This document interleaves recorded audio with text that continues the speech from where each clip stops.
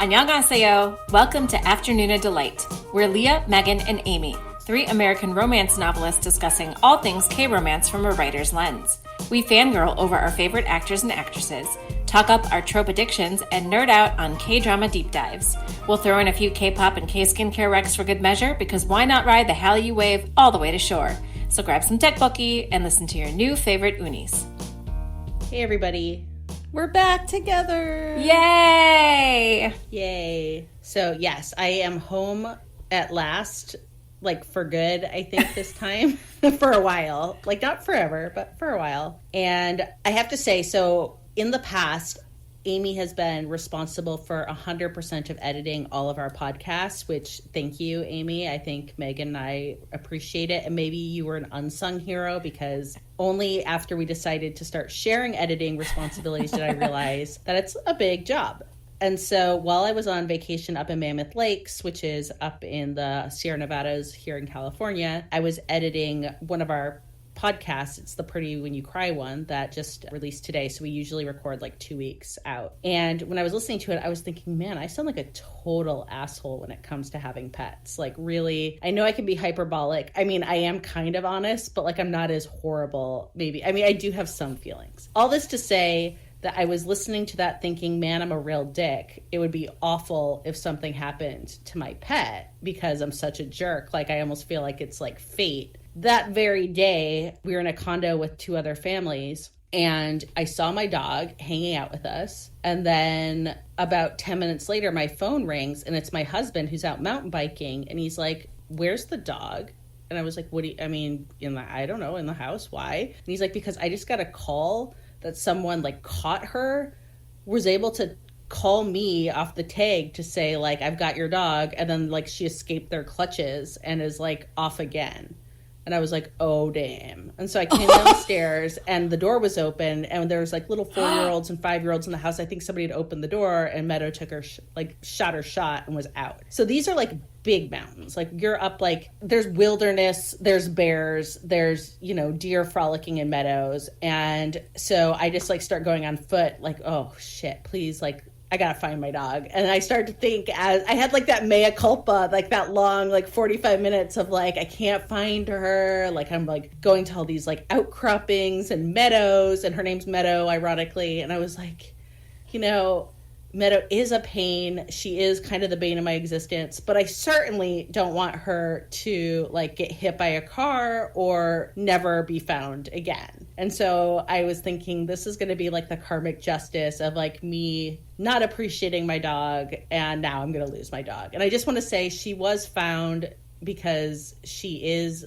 bless her dear, dear heart, a total dummy who loves people too. And so I think she just frolicked through like 90,000 condo complexes and finally like was caught by someone and was like super happy. Like, anyway, my husband and I like were talking afterwards about it. And he's like, I had just come to like making peace, because he was driving around while I was on foot. He's like, I was just looking at those mountains thinking if we never find her, I'm just going to think Meadow went into the woods and is like living her best life up in the mountains. And I just decided that's how I was going to make peace with the situation. Here's what cracks me up about it. And first of all, I'm glad that Meadow's okay. But like, so I have 3 cats, and they are the biggest a-holes to ever a-hole. But I love them. And what I did not hear you say in talking about your mea culpa moment is, she's the bane of my existence. She's a pain, but I don't want her to get hit by a car. Yeah, you didn't say I love her. But I love her. I just don't want her to meet a tragic end. Well, God damn it. Now this I'm just telling you what I heard, and it might not be your intent, but this is what I heard. I mean, if this was like my black moment in my relationship with Meadow, I'm not sure if I realized that like she was the one for me and I had been a fool.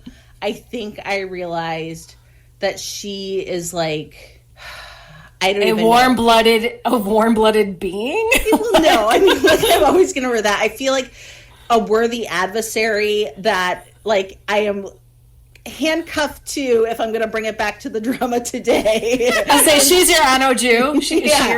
Yeah, or she might even be Bong Pill. It's really, she probably is Bong Pill, and I'm Ahn Oh Ju, honestly. Oh. So really, that was a great segue into what Right. we're talking about today, because truly, I am obviously a horrible villain. I love her. Right. I mean, I don't know if I don't know. I something. You can't even say it. You can't even say it. No, I mean, she's, oh God, here we go again. Like, now it's just like, just give me a shovel. Let me just keep digging. I mean, I kiss my cats on the mouth. Do you do that to Meadow? 100% I do not. And my husband, this is why I do not. maybe I love her just in my own way. Maybe that's what it is, because my husband, like today, he was like, I get a thrill, a visceral thrill when I come into the room because Meadow's so happy to see me. And I was just like, Is that a hint? I didn't even respond. I just like made my coffee and left the room.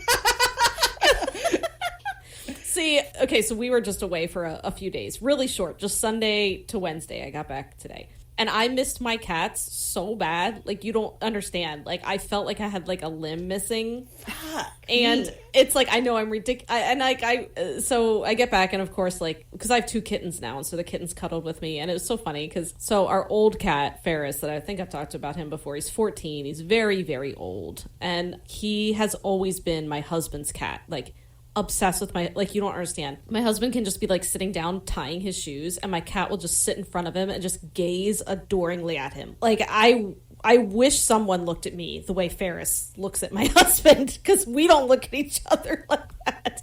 And he loves, and of course, so I was upstairs doing stuff when we got home today, and I come downstairs, and of course Ferris is like just laying on my husband's lap, like his favorite place. And so, I mean, that's like our relationship with our pets. We're like freaking ridiculous.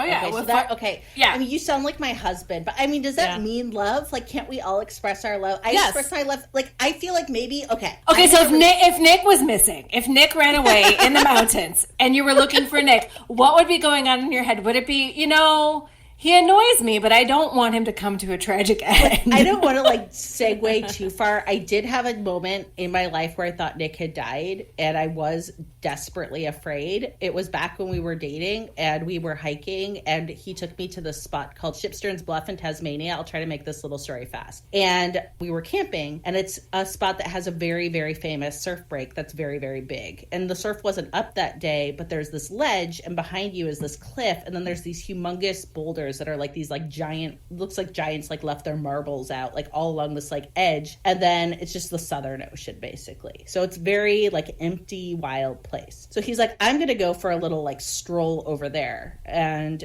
I like 5 minutes later decided to like go find him, and I go out on this rock shelf, and there's like no Nick. There's just like the ocean and like the hollowness of like the waves like echoing off the rock, and I was like, like this doesn't feel good. And so I start like looking for him a little bit more vigorously, and I'm like looking around the rocks, don't see him.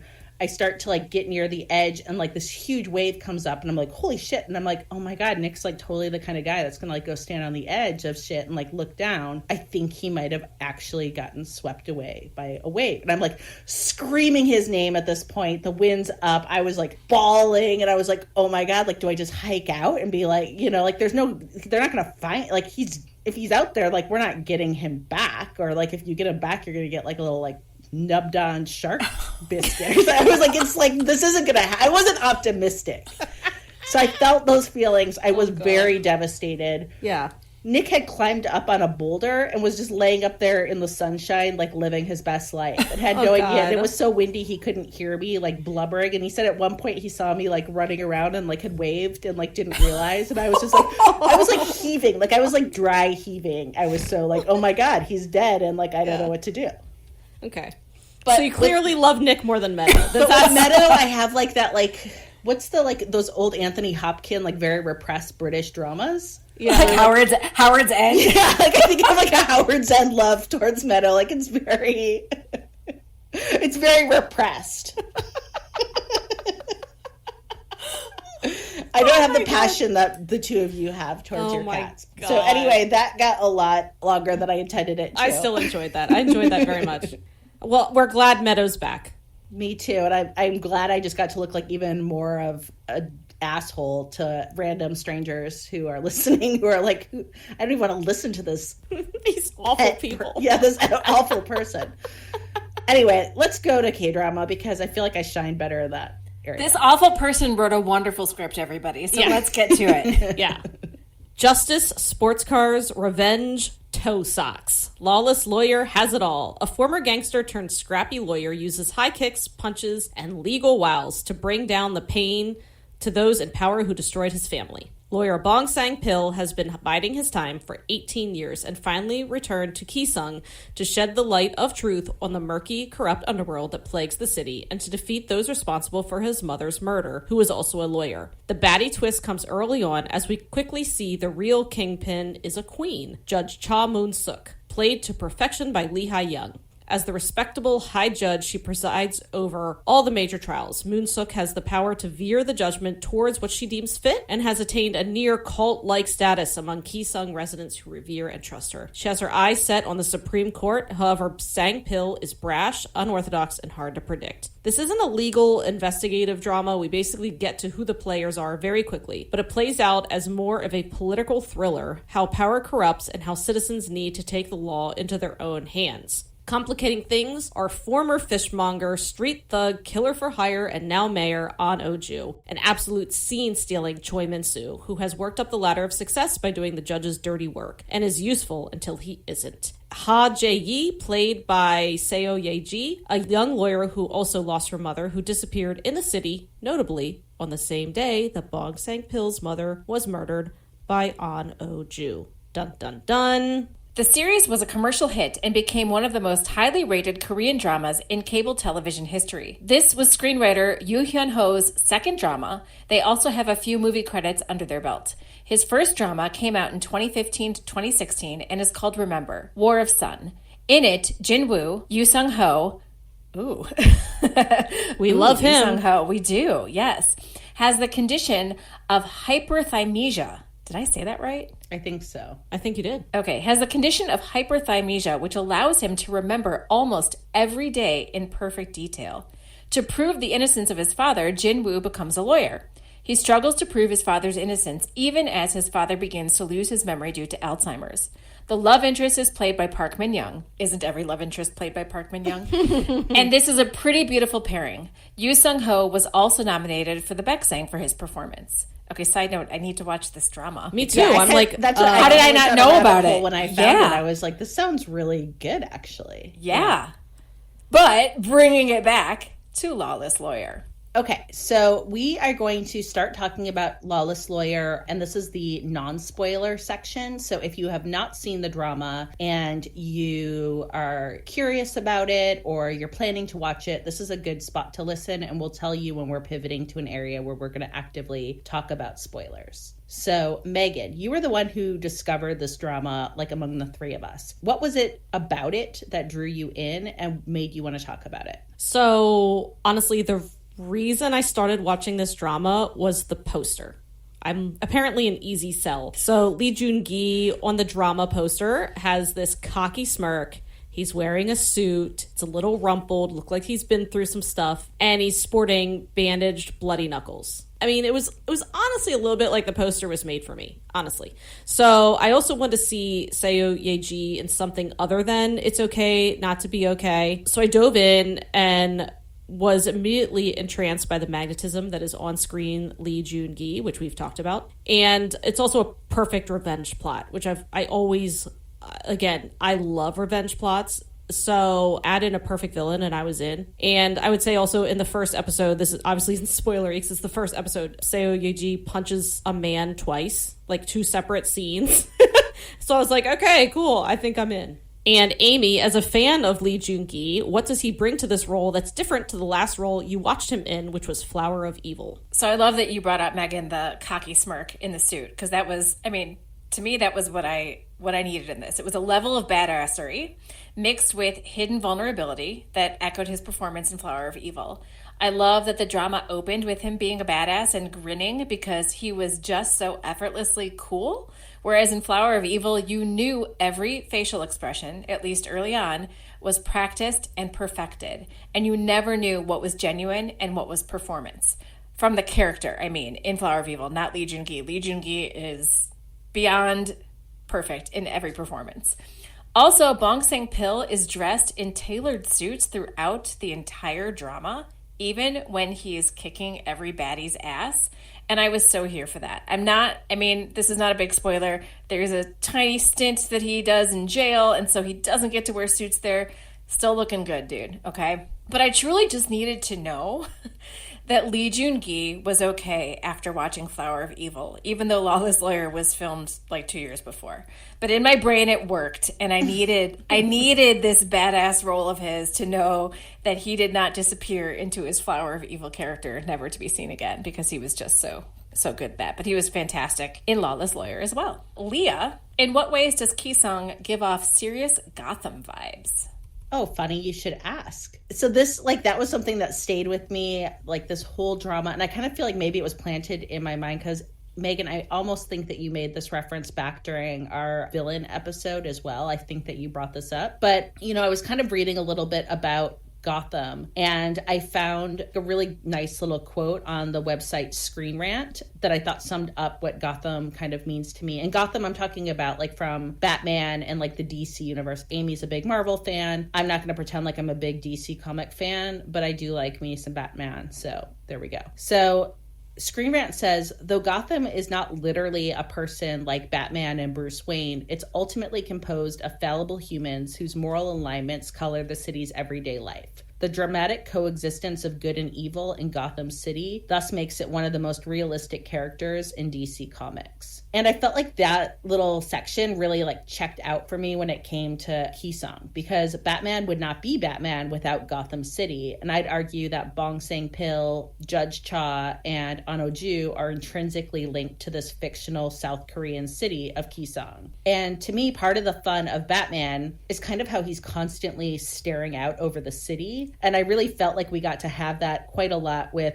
Ahn Oh Ju and Bong Sang-pil, and them looking out over the city and kind of what the city represents to them. And to me, I really felt like Bong Sang-pil, Keysung for him means kind of it's like a tarnished dream. And much like Batman, he's willing to bend the law for justice. And then for Ahn Oh Ju and Judge Cha, it's a place where their worst instincts and morality are allowed, or immorality, I would say, are allowed to flourish, much like all those amazing villains in the Batman universe. I love that. That is so true. I was going to say, I love anything that parallels a superhero universe. And that's what I think is so cool about superheroes, and DC especially, because DC is a lot darker than Marvel, at least the way that it's portrayed on the screen. I'm not talking to the comics and stuff like that, because I am really not a purist. I don't read the comics. I just watch what's on screen. But I have watched a lot of DC television shows and DC movies as well.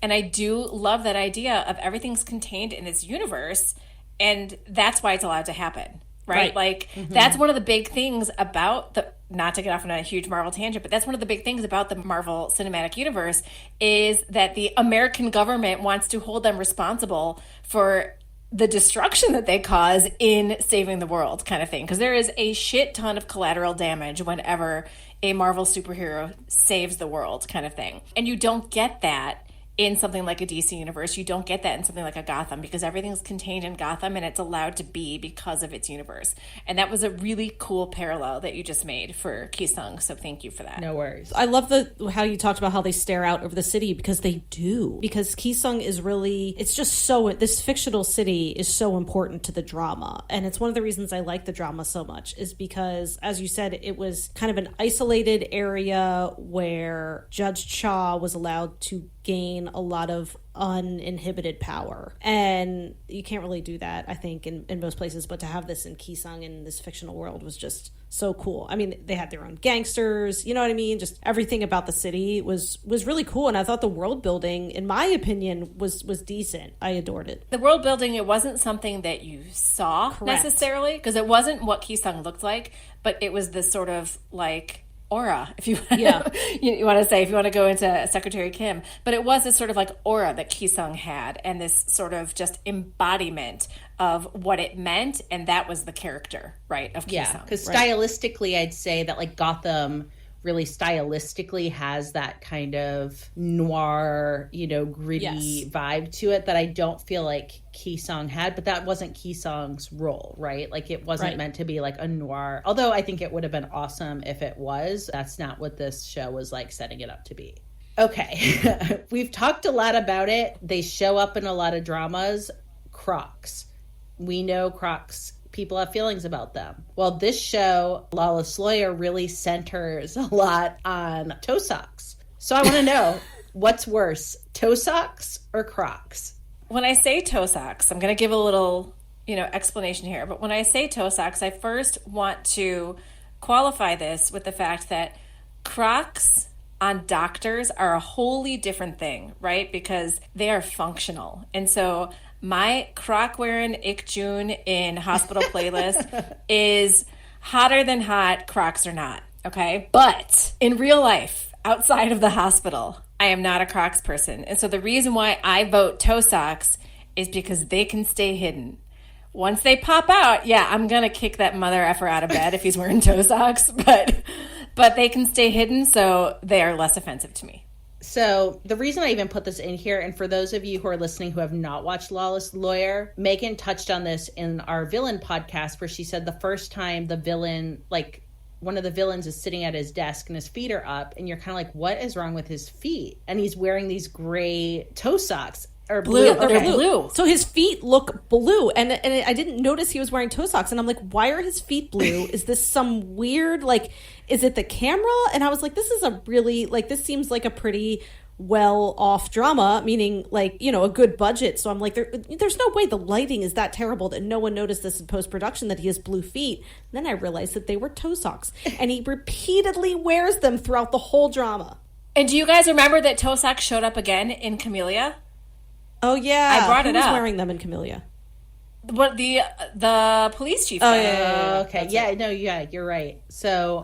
Yeah. But yeah, in this, the minute it came on, I was just like, I can't unsee these toe socks. So I'm going to say that what's worse for me is toe socks because I'm going to go on the record and say I don't hate Crocs. I certainly don't hate Crocs in hospital playlist, and I own a pair of Crocs and I wear them around sometimes, and it's okay.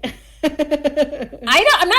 not yucking your yum. They're just not my bag. They're not my bag. Anybody who wears Crocs, it's fine. But the only time Crocs are sexy to me is on hospital playlist. And I'm not going to pretend like they're the height of fashion, but I also sometimes go to the grocery store without a bra, so take that as you will. But to me, toe socks feel like a sneak attack. You look like you're just wearing your shoes and have some socks and it's just everything's normal. Then you remove those shoes and bam, you're just hit with these individual toes. Yeah. And it's just, it's a no. I say toe socks is worse because that's it. It's hidden and it's so it takes a special kind of weirdo to really love toe socks. I'm really sorry if you're at home listening and you wear toe socks. I can't help it. I think it's weird. And this is what freaked me out is, and I talked about this in the villain episode too, but he plays with his feet while he's wearing these toe socks, in the drama. And it turned my stomach. And it's it's amazing. It's an amazing part of his character just because I just feel I don't know, it just gave him so much depth. I know it sounds stupid, but to say that his toe socks, but just these little quirks about his character is what made him so amazing. Mm-hmm. And so, yeah, the toe socks just, Ahn Oh Ju, no. Have you ever tried a pair on? They feel I don't weird. like them. I can't. Yeah. Somebody got a pair for me once as a gift. I don't remember who or why. And I tried them on once. And I was like, nope, I can't do it. This is freaking me out. I'll tell you what, my parents gave me for Christmas a few years ago now, many years ago now, 10. Do you remember when barefoot shoes were kind of a thing? They gave me a pair of No, I will never approve of, I will never approve of those. You know what I'm talking about, right? Yes, They were the shoes that look like feet. They look the like shoes feet. with toes. Oh, yeah. Yes. No, I definitely wasn't a big fan, but at least that you're laying it on the table. You're I like my my toes to be highlighted. Mm. The toe socks are that secret dirtiness, which I'm going to get into later with my Ahn Oh Ju, all my stuff with Ahn Oh Ju that I can't handle. All right. So do you prefer action shows? Why or why not? I think it's pretty apparent in the dramas that we've talked about and the discussions that we've had that I do. And while I can enjoy a quieter drama, let's say, Camellia, and I loved it, I do still prefer some sort of an external conflict that adds some movement to the story, which is why I loved the addition of the Joker serial killer to the small town romance. So for me, I think it's a combo. I like the story to be about romance with some action on the side. And Lawless Lawyer was definitely more about Bong Sang-pil's revenge / justice for his mom than it was romance, which is the only place it was actually lacking for me. But Lee Joon Gi at the helm and a very complicated villain in Ahn Oh Ju made it still work for me. But yeah, I do. I love the action. I mean, if you're at all a listener of this podcast and you've listened to even just a few episodes, you know that I like action. You know that that's my wheelhouse on this podcast among us Noonas. And I think part of it is I really grew up on like 80s action movies. It's what my dad and my brother would watch. And I just love them. Like I said, like give me like Roadhouse or anything. Say Van Damme. Escape from New York or whatever. I mean, okay. Kurt Russell's okay, but I was waiting to hear like a Van Damme. No, or a Nick I mean Cage. those aren't my favorite. Although I will watch Van Damme. Like, don't get me wrong, I'll watch any Van Damme. Die Hard, which that might not be 80s, but I actually forget. Is it 80s? Okay. It's 80s. Yeah. So, but those are the type of movies. I mean, it has to be character driven. Like there has to be a reason for the action. Obviously, like there has to be revenge. There has to be I need to save my lover. I need to like,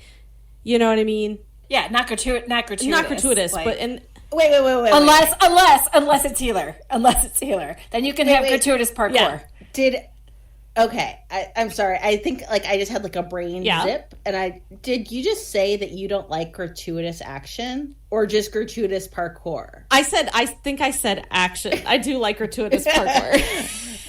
Because I'm gonna say gratuitous action, but you also. I love the uneven. I'm gonna go back to like she's saying she wanted to move the story along. Yeah, and I'm so when Jean-Claude Van Damme holds a cobra and punches it in the face. That's not. I'm not into that. Oh! I will say a lot of Jean-Claude Van Damme movies, like there is some sort of plot, but it's very minuscule. I mean, it's mostly just Van Damme doing splits and stuff. So this is the thing. That's why I love K-drama, action dramas, because the characters are so well done, but then they give me good action, and I'm just like, oh my God, I finally get the best of both worlds, and that's why I'm so into it. So yeah, like Healer and then Lawless Lawyer, I mean, I loved it because I'm rooting for him. I know why he trained how to fight. Actions is my thing, and I'm always gonna love it. And if you want to rec a drama to us and you like really want at least one of us to watch it, just tell me it's got great action for good reasons and I will watch it. For me, I don't know. I don't actually prefer action. I think and it's okay. I like moments of action. Like I love a good sword fight. I don't mind a chase scene. You know, I felt like Flower of Evil had some action that was great for me. I felt like Camellia, when you're saying it's a quiet drama, for me it was not. It felt like that had a good amount of action. You know, I don't want people to sit there like on a train for 16 episodes, you know, doing like some Ethan Hawke, like Before Sunrise shit. I love Before Sunrise. Slander. But you know, I do prefer more character-driven stories. And, like, that's where Healer, I think, was much more slam dunk for me than this drama was ultimately, for reasons I'll discuss as we get into it. But I think it came down to the fact that I felt more I felt like Healer was, to me, a much better balance of character and action. And I really need to have, like, a heavy dump of character, I think, to enjoy my action. Unlike my husband, for example, who, like, really happily could just watch, like, any thing with car chasing is like, he's like, sign me up. I want to watch like big blockbuster, like anything like action is totally makes him stoked. I mean, honestly, I just find it boring. As much as I dislike Michael Bay, like, because he's kind of a terrible person. His movies are great. He blows everything up. Come on. Yeah. So no Gone in 60 Seconds for you, Leah. Oh yeah, Leah. How about Isn't that Nick Cage? Yeah, no Nick Cage, no Fast and Furious. I will say, like, I've never watched one, never want to watch one. Oh man, I love Fast and Furious. So I've seen some of the Fast and Furious movies. I don't like seek them out, but when they did the spin-off of Hobbs and Shaw, because we love Dwayne Johnson, kids and I were like first in line at the movie theater for Hobbs and Shaw. So I do love car chase stuff and I do love action. So that makes sense because you both love, you know, I mean, we'll get into it in a little bit, but like there were some big car chases at the beginning, or there's just like a lot in the car here. Really just not into people driving their cars that fast. I know. Well, like, and this is the thing. This is so funny because we talk a lot about what we like in real life and what we like dramas. Like in real life, if I see someone driving like fast down the street, I'm like a total Karen about it. I'm like, they need to slow down. There are kids here. Like I hate it. But then in movies and dramas, I freaking love it. Like I'm like, yeah, well, right. It's not real, like, right? It's definitely fantasy, and it's like it's right. exciting when it's fantasy. You don't want Fast and Furious happening like outside your house or anything like that. No, would. People would die. So, what are some comps for this drama? We kind of already mentioned this, but Amy, why don't you take it away? Well, yeah, I mean, because we brought up Healer, and I do agree with you, Leah, 100%, that Healer was much more character-driven than it was action-driven compared to this one. But I did get some Healer vibes from this drama because of the sort of found family aspect of it. Bong Sang-pil's firm was just a group of thugs turned legal assistants who truly loved Bong Sang-pil, and he truly loved them. And it was this wonderful found family, which I loved, and it had romantic leads who had, you know, a previous connection that you find out about eventually. And now, reunited as adults, are fixing mistakes of the past in the next generation, just like Healer. Did it hit me the same that Healer did? No, it didn't. But I still think it's a good comp because if you do like found family and you do like action, I think this is a good one for you. It's not as romantic as Healer, definitely not, but it still worked for me on its own level because this was definitely much more hero-villain driven than it was hero-heroine driven. And so overall, how do you rate this drama and why? So I think I'm going to be like how Megan was in Goblin with like Gong Yu, where I was like, meh. Like for me, this was just okay for a drama when I compare it against others that I've seen. But I don't think I feel like good about that because I thought that the lead characters were all really interesting and compelling, with the exception for me being the heroine, who was fine, but mostly felt flat for me. But I thought that Bong Sang-pil was like all cocky swagger. And then he's got that really good, like, soft, emo, emotional boo-boo underbelly. And he really does, as much as I'm saying I don't love action, he's really fun to watch. I mean, like, he's attractive. He moves his body like a cat. It's just like, you know, I thought it was some of the best fighting scenes since Healer. And Ahn Oh Ju and Judge Cha were like this real yin and yang of villains in terms of like, Ahn Oh Ju was all like hot emotion, gut reaction, like base instincts. And Judge Cha was kind of that cool, calculating, strategic villain. That's all really fun. But to me, I felt like the plot wasn't that interesting. And I think because I felt like overall we were getting all the angles like watching the show. So as we're watching the show, we're watching the villain's plot. We're watching the hero and heroine like trying to figure out how they're gonna like get theirs. And so I felt like the characters are left in the dark, like they don't know what each other's planning, but we're pretty clued in the whole time. And that's just never my favorite dynamic. And to me, the romance was super meh. Like I felt 100% more chemistry between Ahn Oh Ju and Bong Sang-pil, to the point where like I could care less when the hero and heroine were getting FaceTime, which is pretty unusual for me. Usually I like when we get like those like little romantic interludes. And this, I was just like, ugh, like move on and get me back to Ahn Oh Ju. So I do think it's worth watching, but probably for like, if you kind of like tend to like things like I like them, you might want to watch it at a time when you're feeling like low emotional investment and you just can kind of like tune in and enjoy the ride. Yeah, I mean, I honestly 100% agree. And to me, maybe that's also why dramas like this appeal to me, because sometimes I just want escapist kind of fiction that I actually don't have to put a ton of emotion into. And that's why I like this drama, because to me, it was just really fun to watch. 100% agree, did not care about the romance. And I told both of you going in, I'm like, the romance is going to let you down. So just like brace yourself. And I tell everyone, I say, look, I mean, I love this drama, but don't expect this like heart-wrenching romance. That's just not what you're going to get. And I do agree that Bong Sang-pil and Ahn Oh Ju had major chemistry, and the drama was at its best when they clashed. Yeah, I think it helped that you warned us ahead of time about the romance, and so I wasn't expecting to have all of the feels. And it also helped that I, like I said before, that I was coming off of Flower of Evil, and I just needed more Lee Joon Gi in my life, so I really didn't care who else was there as long as he was on the screen. I think what's interesting though is visually, they were like a visually very well-matched couple. Yes. Like I thought the visuals that they both gave together were really good. And that's why I thought it was interesting that the chemistry was just like so blah. And I feel bad putting it on the heroine, but I feel like Lee Joon Gi could have chemistry with a Tosok. Yeah. I feel like if we didn't know about the sort of, Drama. entertainment, sensationalized drama that, of course, we don't know the real story, with Seo Ye-ji's love life. But I feel like if that wasn't in the back of my head, I wouldn't have put as much on her. But I agree, is that in the back of my head, I was thinking, well, this was the drama that she was making when she was, having her relationship issues while Mr. Queen was being filmed and all that stuff. Or and not Mr. Queen, but the actor from Mr. Queen. Yeah, it was like the whole thing that came out right. with like, well, that was the their drama. toxic That was the drama. love affair. Yeah. Yeah. But I do think you can pick up on the fact that there's something like, there's just not, it should work and it doesn't. I feel like it shifted, actually, because in the very beginning, I felt like they had chemistry. Yep. I mean, and the romance happened really fast, right? Like, once it happened really fast. And in those first scenes of the romance with their kiss and then they're in bed together after a kiss, yes. Like, I bought it. I did. And I was like, and I remember texting Megan thinking, if it keeps going this way, I'm going to enjoy the romance. But it was like, it happened Fizzles. and then it fizzled for the whole rest of the drama.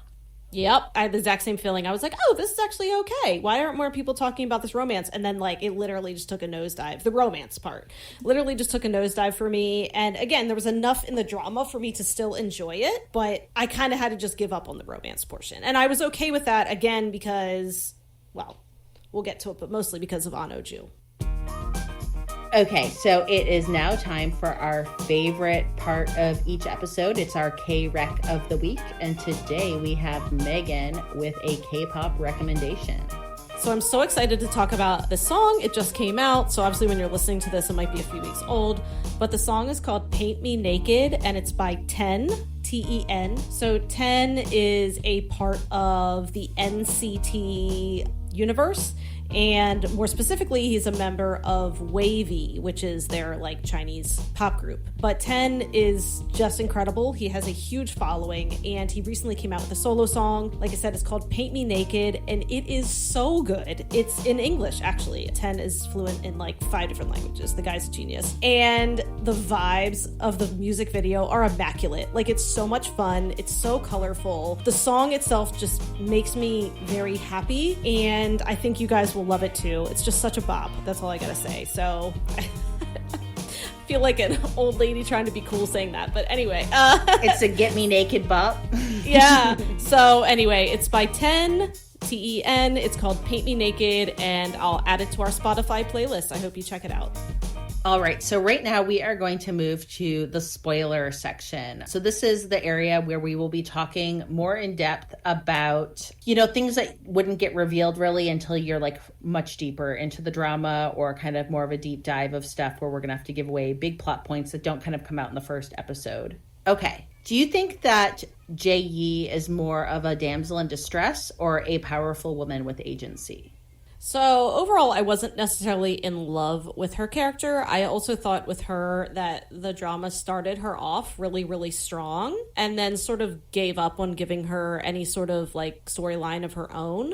But to me, she was very rarely a damsel in distress. She could fight physically as well as intellectually. While she was sort of tricked into working for Bong Sang-pil, there were many times she could have chosen a different path but didn't. I mean, there was literally a point where she could have taken a job in another city and she was all set to go and then changed her mind because I think she believed in Bong Sang-pil's cause at that point and she saw the corruption that was in the city. So she did make a lot of her own decisions and I also really enjoyed that at first they set her up to be an adversary to the other woman in the crew because the other woman had a crush on Bong Sang-pil. And I thought that there was going to be this like stupid kind of catfighting between the two of them, but they ended up being really good friends and I really enjoyed that. I actually really loved the other woman on the crew. She was really cool. So again, I really kind of felt that the whole storyline did let her down, but I guess it could have been worse. Yeah. I feel like it's that's true. kind of it could have been worse, but it wasn't like it made me angry, because there are definitely dramas where I'm just really angry at kind of what they put the heroine through or whatever, and that didn't happen to me in this one. So what's a scene from the drama that sticks with you? So I did mention this scene, I think in the favorite villain episode, so I'll describe it briefly. But basically, Bong Sang-pil and Ahn Oh Ju are in the hospital. Ahn Oh Ju has gone to visit Bong Sang-pil, who was stabbed. And it's a very tense scene. It seems like they're going to fight, but then at the last minute, all the lights kind of go off in the hospital, and the hospital is being invaded essentially by a bunch of gangsters hired by Cha Boon-suk, and they're going to kill Ahn Oh Ju and Bong Sang-pil. And Ahn Oh Ju and Bong Sang-pil basically look at each other and come to this very quick truce. And so side by side, they fight against this whole band of gangsters. Because it's basically like, if I can't kill you, no one's killing you.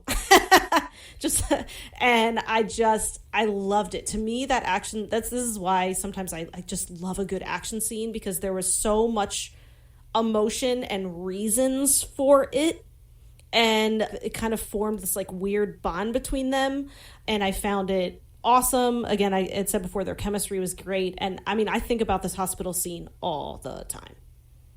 I really do love the hospital scene, but I don't know why this is like such a non scene, but I loved it. There's this part where like the Bong Sang-pil crew needs to get this fingerprint access to a phone, and the owner of the phone's dead. He was like struck by a subway. And so they go into the morgue, and they could actually just like take his dead finger and push it to the phone. But one of them like gets out a pair of like pliers or scissors, like he's like, we gotta cut the finger and take it with us. And I don't know why, but it literally mattered nothing to the plot. But it was really funny. It was really funny. Like he just pulls out this thing, and I'm like, wait, what? Why is he? And it was. And the other guy's like, no, we're just gonna do this, and he does. He presses the finger to the phone. Yeah. It was really funny.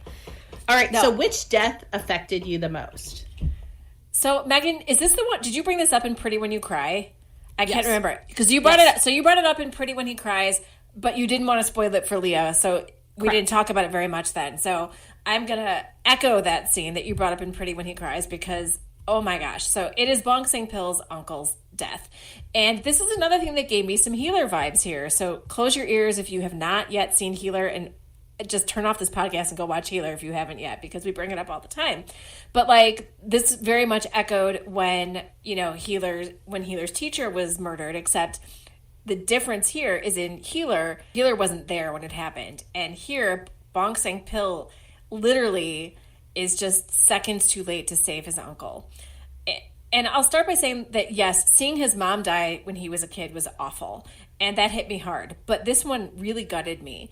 And it's because Bong Sang-pil was almost able to save his uncle. And he knew that his uncle was being murdered because of him. So he's hanging off a building, his uncle, if you haven't seen it. He's hanging off a building, and Bong Sang-pil is holding on to his hand. And it's too much. I mean, his uncle's weight is too much. He can't hold him up. And he has to let his uncle go, literally, because he's dangling from his hand, and there's no way he's going to be able to pull him up. And plus, correct me if I'm wrong, if I'm misremembering this, but wasn't his uncle, Dae-woong, also stabbed? So he was going to die no matter what. He was stabbed, he was bleeding, because the baddies then used the knife from stabbing him to frame Bong Sang-pil for the murder. They threw it in his car, I think. So he was going to die either way, but having to let him go while his uncle is telling him how proud he is of him, and Sang-pil is sobbing, it freaking ruined me. And then this totally hollowed out, gutted Bong Sang-pil afterwards gets arrested and tried for murder, and it's like he's over, he has nothing left. Yeah, I loved how because he was so cocky for the whole thing, and that was you always have to, you kind of almost always have to have a scene where the hero is just broken. Yeah, the breaking point for sure. Yeah. And I just wanted to say, yes, so he was stabbed. He would have died. And he said that while Bong Sang-pil's holding his hand. Right. He's it doesn't matter. It's over anyway. So he either would have died or he would have fallen into a coma for 14 years. Bringing it back. Bringing it back to Flower of Evil, sorry. Okay. Look, this is me with my dog. I've got a different emotional thing. I don't know. I felt like when the uncle died, I was well, bummer. I get that Bong Sang-pil was sad, and I respect that. And I mean, as a character, I felt like he sobbed with heart and authenticity. Mm-hmm. But I had not even a chin quiver. I just felt like I had so little investment in the uncle's character that, like, while he didn't have a great way to go, I wasn't broken up about it. And I don't think, like, I think I just needed to, like, care about him more. And so I believe that, like, Bong Se-pil cared about him.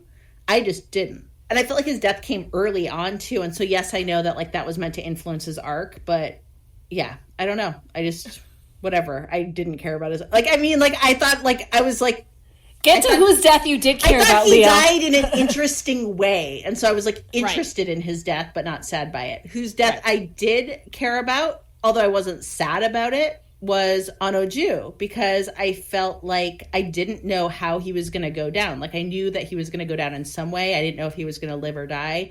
And I thought that the fact that he wasn't taken alive really fit his arc. And, you know, I was glad that they kept the hero heroic and that Bong Se-pil didn't need to have blood on his hands. And I love that they were, like, handcuffed together during all of that, which is, like, awesome and, like, metaphorical levels. So who would you rather get it with? Bong Sang-pil or Ahn Oh Ju?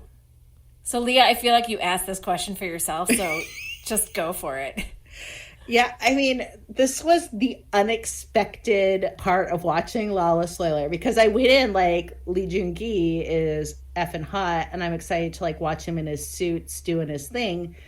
And then, like, Ahn Oh Ju shows up with, like, greasy, slicked back hair, a gold chain, a shirt opened, toe socks, and toe socks, and these, like, glasses sometimes.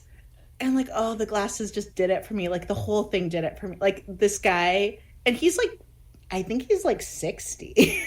I don't care. He's like, a good-looking dude. I will say that he's a good-looking dude. Bad daddy could get it and do it so dirty. And I was just, like, really conflicted the whole time. Because I'm like, he's a bad man. And he does bad things. And, oh, like, I think he would just, like... do bad things to you. Really bad, like, I don't... Ahn Oh Ju is coming for your back door, and you're somehow gonna like it.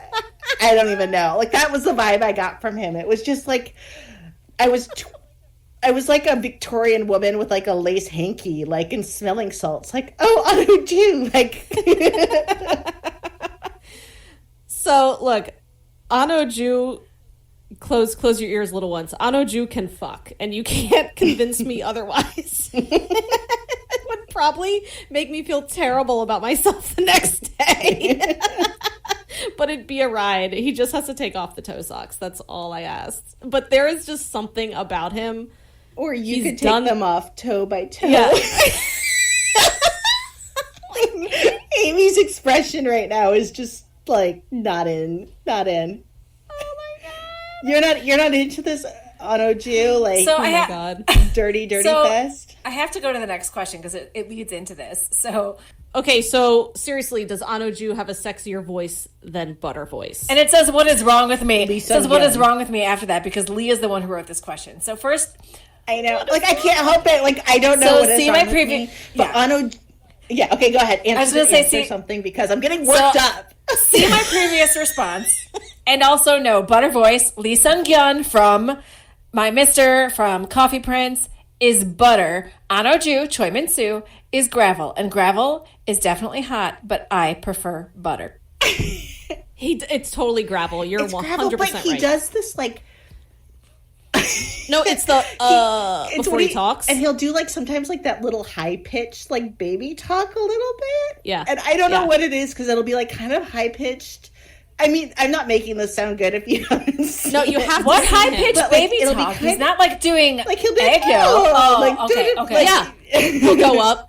Yeah. And that Yeah. and the tongue flick in the Oh, God, the tongue flick is just, like... I'm, like, grabbing at myself right now. Like, no, not, like, grabbing at myself, like... Y'all can't see it, but there was an explosion on Leah's camera, and that was her panties. Yeah. Oh, but yeah, when he does the tongue, oh my God, the whole thing, like, I am literally like, whew, Megan and I soon. just did the tongue thing, and Leah is losing her shit.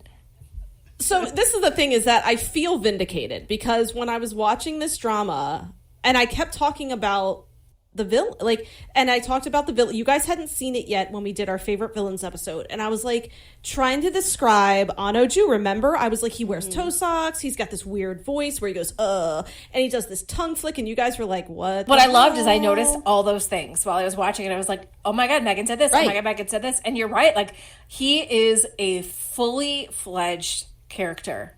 Like, he has captivating. Yes, he has all of his own quirks, and they, like, hats off to the actor because he never faltered. Yeah. Like, this character kept all of these quirks throughout the entire drama. Yeah. Never faltered. And that's the thing. Like, I fully, like, to me, Ahn Oh Ju is like he lived. Like, you can't tell me that, like, he wasn't a real person. I get mad at the script because I felt like I was, like, kind of bored with the script a lot, but, like, effing captivated and, like, disgustingly turned on by this man. Same, and he's got all the tattoos, and he always wears that open shirt and the gold chain, and and the like glasses. I love his little glasses when he was going. Yes, oh my gosh, the glasses. But, like, and he's such a bad guy, guys. Like, if you're listening, he's so if you terrible. saw this dude in real life, would you have the same reaction? Like, not the actor, but like a gangster dude. No, he looks like a Vegas stereotypical. Like, they really styled him in a way that, like, is not meant to be attractive. He just hit me in some sort of dirty dad, like, dirty daddy. Yeah, spank you. A lot of Goodfellas vibes. But Goodfellas vibes, like, I'm talking like when Ray Liotta, like, at the end where he's hooked on drugs and paranoid. Like, that's the vibes. I don't know if you like, see Goodfellas. You know, oil me up and snort some lines off me.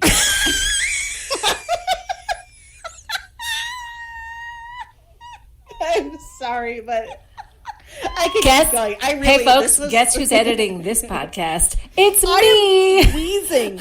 Really? I thought I was editing. Are you? I thought I was, and so I was like, I'm going to make the decision. My God. No, I'm going to leave in all the horrible. I'm going to leave it all in. My God, my stomach hurts. Nope, it's mine. So it's mine. Because you wrote the script. No. Okay. So, folks, guess what? Editorial decisions from me. Since we're still talking about Ahn Oh Ju. That's if we haven't convinced you yet to watch it if you haven't. So let's talk more about him, because which character arc did you enjoy the most, and why is it Ahn Oh Ju?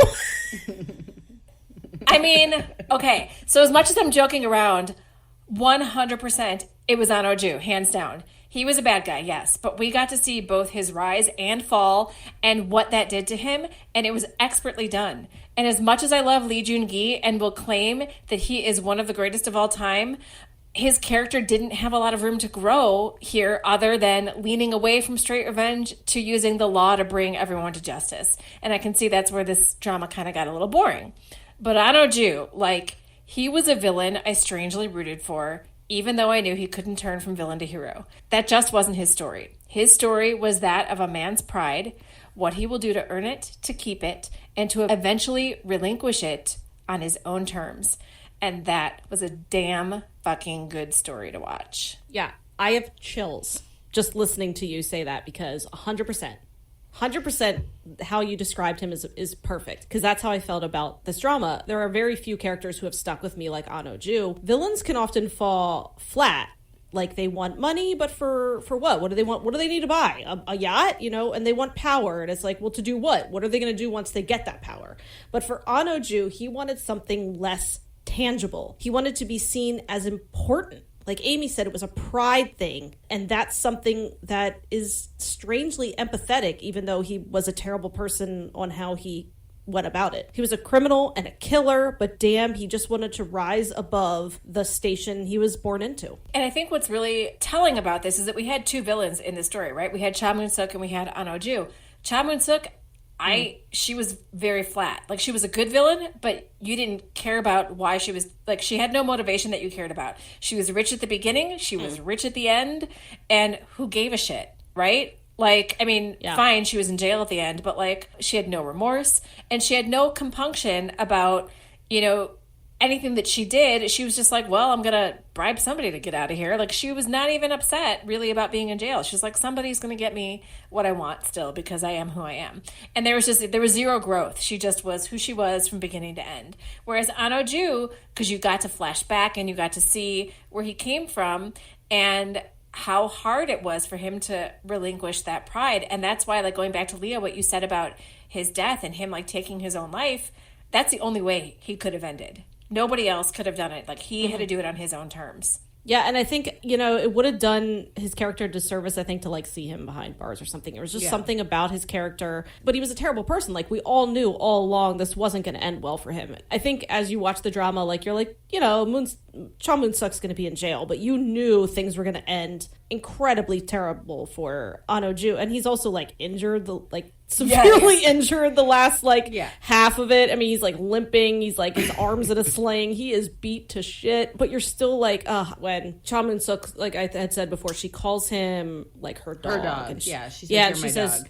Yeah, you're my dog and you don't bite until I tell you to. And when he eventually breaks his leash, metaphorical leash, and acts on his own, it is fantastic because he's so unpredictable. It's just him now, and he's not working for anyone. And he's so freaking scrappy because he came from nothing. And oh my God, it's just, you gotta watch it. You gotta watch the drama, if not just for Ahn Oh Ju. You root for him even though you know he cannot win. He cannot win. Yeah, you root for him even though you know he's not gonna win. And you don't. He's a fucking murderer who just he's terrible. Women and whatever. Yeah. Like, oh, he's terrible. I mean, he beats up his like little minion like for like no reason. He kills the uncle. I mean, he's a terrible person. He kills the mom. Oh yeah, kills the mom. I mean, kills everyone. And like, you're not rooting for him to beat Bong Sang-pil. You're kind of rooting for him to have some sort of end that befits him. Yes. It's a weird thing. So at one point, Judge Cha Moon-suk says, "The only person I ever forgive is myself." Why is that basically the most perfect one-sentence villain speech ever? I really feel like Judge Cha Moon-suk pales in comparison to Ahn Oh Ju, but I think that this line just like kind of like stood out for me because we've talked in the past about how a good villain believes they're the hero of their own story. And so when she says this, and she says this to Ahn Oh Ju, it felt like, you know, this is a big hell yes you do. Like, this lady is in it for herself and everyone else is a pawn for her and just non-consequential. And her story is just one of gathering power, and she's going to get to the Supreme Court no matter how many mamas are murdered along the way. And I think that like it's interesting that she adjudicated some very decent verdicts early on in the drama, like with relation to domestic violence, so we can get the sense of why she's so respected by the people of Keysung. But I just like that. I mean, like, I think that the only person I can forgive is myself too. Like, I'm curious how much that applies to Ahn Oh Ju by the end. Like, I feel like that's something I do wonder about too. Like, does he forgive himself and feel like, you know, I just did what I had to do and came here? Or, you know, is there some more like, I felt like he was more nuanced and interesting. I don't think he has remorse, and I do feel like in some ways this could have been like a speech applied to him as well. I don't know, but I just like that the only person I ever forgive is myself. It just felt like a very good villain thing to say. Yeah, she was an entertaining villain. I just didn't care about her story because there wasn't much of a story to her. And she had a bland end. Like, I thought her bland, like, that was again like in the end when she's in jail and like her hench lady, it was just kind of like blah. Yeah, I don't care. The big dramatic ending was Ahn Oh Ju's. Right. Yeah.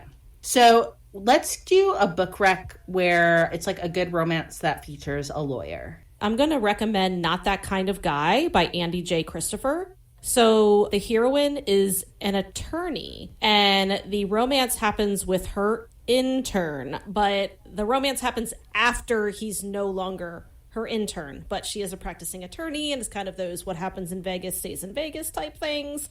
And Andie is a fantastic author. She also writes fantastic steamy scenes, and yeah, I recommend. So again, it's Not That Kind of Guy by Andie J. Christopher. Awesome. And what are we all watching? So I am super behind. I caught up last Thursday, so we are recording this a couple weeks out, but I'm caught up on the most recent episode of Hospital Playlist, and that's pretty much all I've watched since last Thursday because I am going back to work tomorrow, and I'm so just like stressed out and frazzled. I'm a school librarian, if I haven't mentioned that before. I think I have like 100 times.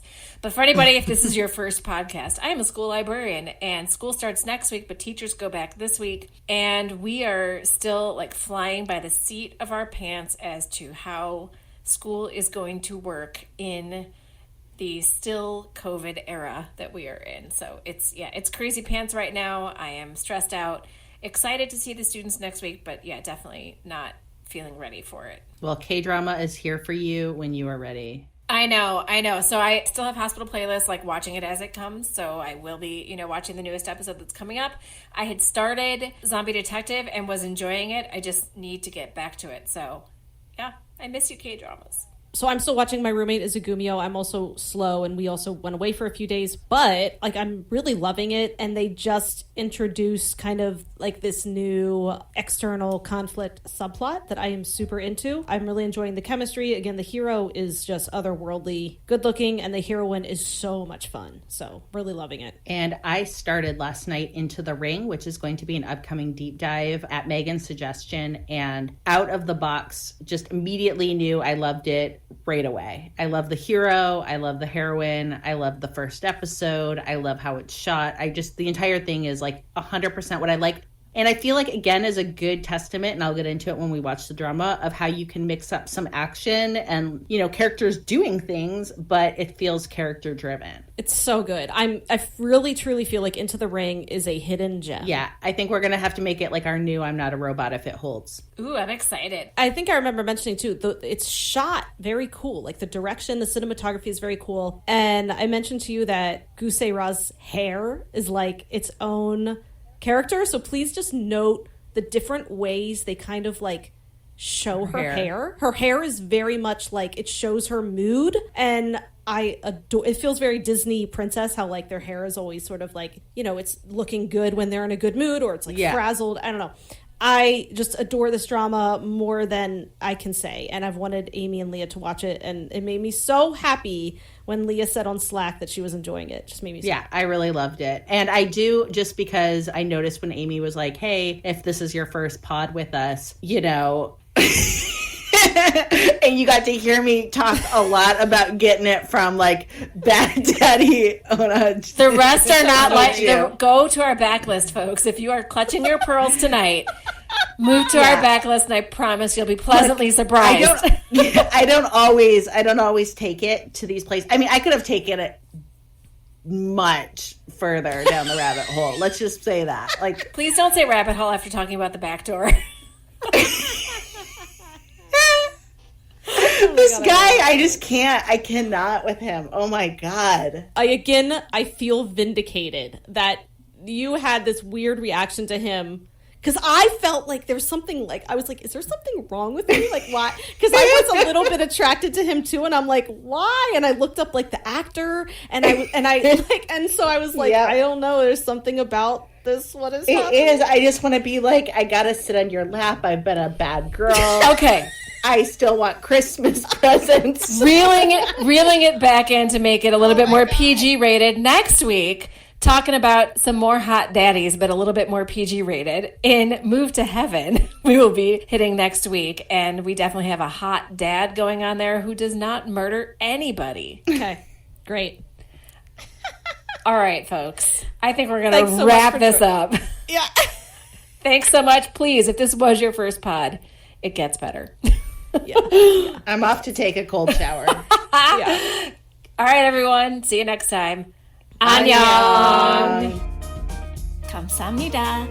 Thank you for listening to Afternoona Delight. Make sure to subscribe for more great K-romance conversation. And be sure to follow us on Instagram and Twitter at Afternoona Delight Podcast for more information on our podcast, behind-the-scenes photos, and, of course, pics of our favorite oppas and anis. Annyeong!